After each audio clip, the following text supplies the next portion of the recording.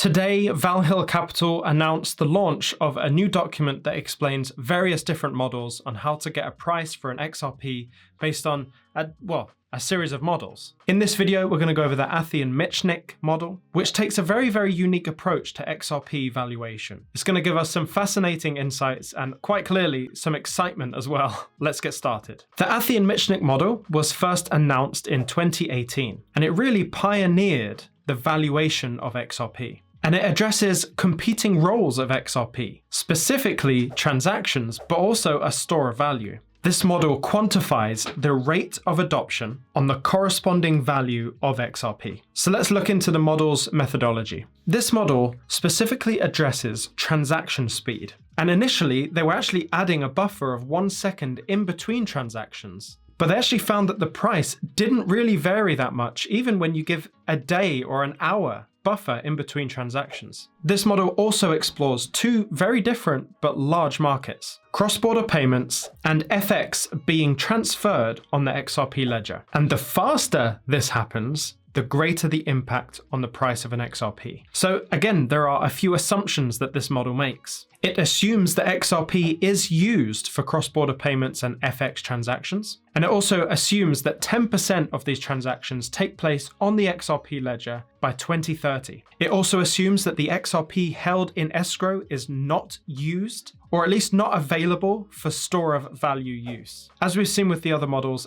the value of money changes over time, and this obviously has to be accounted for. So let's get some insights into this model. It concludes that the store of value use of XRP has a greater impact on the price than when it's being used for transactions. It also suggests that because it has removed major markets like derivatives and real estate, that this valuation is actually considerably conservative. Let's get into some drawbacks about this model. It doesn't account for the impact of supply shock and recovery. It also doesn't address how CBDC transactions could affect the price as well. It's also not able to account for new use cases that emerge after adoption, adding to the fact that this is going to be a conservative price prediction. So let's get into the XRP valuation based on this model. I'm reading my computer here because it might get a little bit complex. The daily transaction volume is $700 billion. The time between transactions is limited at 1 second.